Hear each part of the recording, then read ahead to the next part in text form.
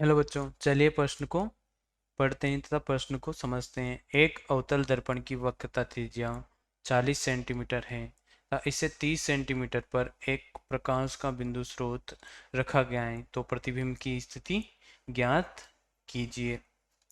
तो हमें इस प्रश्न में प्रतिबिंब की स्थिति ज्ञात करनी है, जबकि हमें एक अवतल दर्पण दिया हुआ है जिसकी वक्रता त्रिज्या 40 सेंटीमीटर है तथा एक वस्तु रखी गई है इसके सामने जो 30 सेंटीमीटर दूरी पर स्थित है। तो सर्वप्रथम हम इसकी मुख्य उदाहरण लिख लेते हैं। मुख्य उदाहरण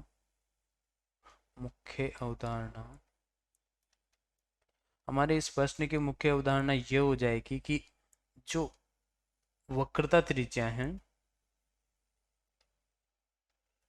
वक्रता त्रिज्या वह फोकस दूरी के 2 गुना फोकस दूरी होती है। 2 गुना फोकस दूरी होती है, अर्थात वक्रता त्रिज्या को हम आर से लिखते हैं 2 इंटू, और एफ को फोकस दूरी को किससे लिखते हैं? एफ से, अर्थात आर तथा एफ में ये संबंध होता है। तथा दर्पण सूत्र का भी हम उपयोग करेंगे, तो इसको भी मुख्य उदाहरण में लिख सकते हैं। तो सूत्र दर्पण सूत्र होता है 1/v प्लस 1/u बराबर 1/f, जहां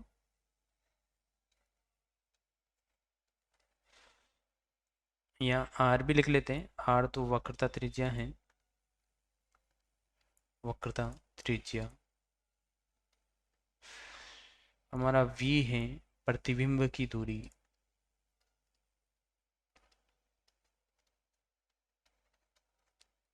u है वस्तु की दूरी, वस्तु या बिंदु बिंदु स्रोत की दूरी, वस्तु या बिंदु स्रोत की दूरी। और एफ तो आप सभी जानते हैं कि एफ फोकस दूरी होती है।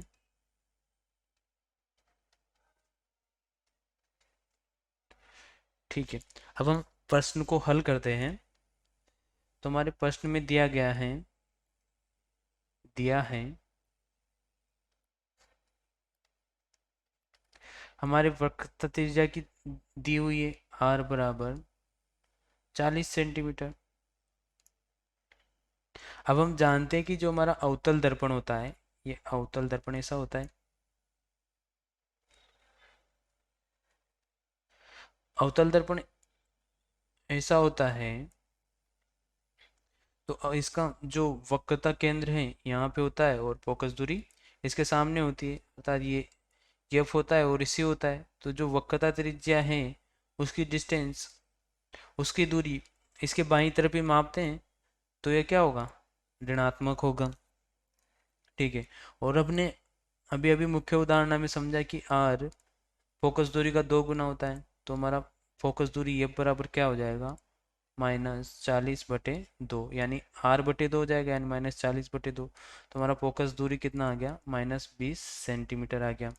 और हमें क्या दिया गया है? प्रकाश पर 30 सेंटीमीटर पर प्रकाश का बिंदु स्रोत रखा गया है, अर्थात हमें बिंदु स्रोत की दूरी दी हुई है जो कितनी है? 30 सेंटीमीटर। अब हम ध्यान दें तो ये अवतल दर्पण है, तो इधर ही बिंदु स्रोत रखा जाएगा। 30 सेंटीमीटर है तो यहाँ पे कहीं रखा होगा बिंदु स्रोत, यहाँ पे बिंदु स्रोत यहाँ पे कहीं रखा होगा। मैंने इसको ऐसा मान लिया। ठीक है, तो ये भी ऋणात्मक होगा क्योंकि दर्पण के बाईं तरफ है, तो ये -30 सेंटीमीटर।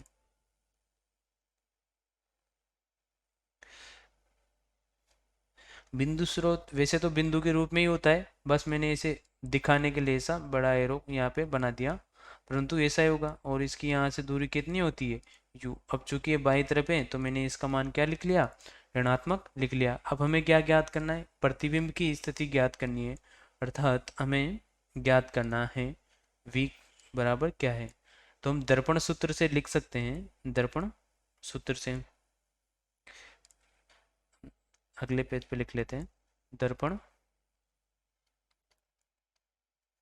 सूत्र से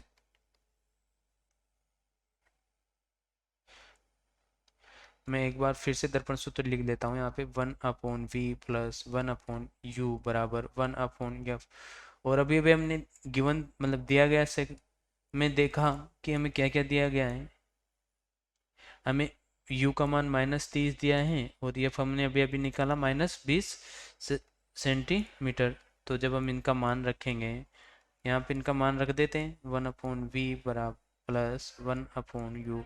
u का मान है -30 सेंटीमीटर, ठीक है। और एफ का मान है 1/-20 सेंटीमीटर, ठीक है। जब हम इसको हल करते हैं v के लिए तो आएगा 1/20।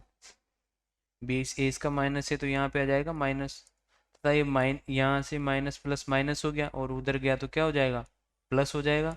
तो 1/30। और जब हम इसको हल करते हैं आगे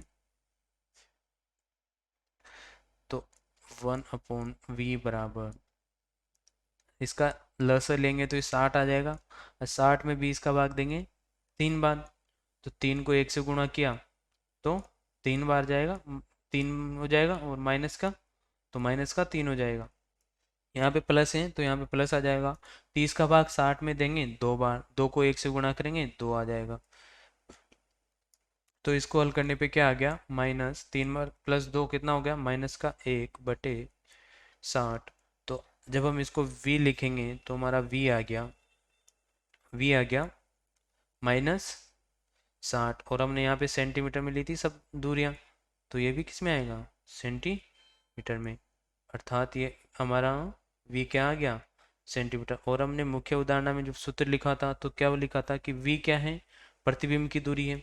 यहाँ पे देखो हमने लिखा था कि v क्या है, v हमारे प्रतिबिंब की दूरी है। अर्थात हमने प्रतिबिंब की दूरी ज्ञात कर ली और हमारे प्रतिबिंब की दूरी कितनी आई, -60 सेंटीमीटर। अर्थात ये हमारे प्रश्न का उत्तर हो जाएगा और हमारे प्रतिबिंब की दूरी आई -60 सेंटीमीटर। आशा है आप लोगों को प्रश्न का उत्तर समझ में आया होगा। धन्यवाद।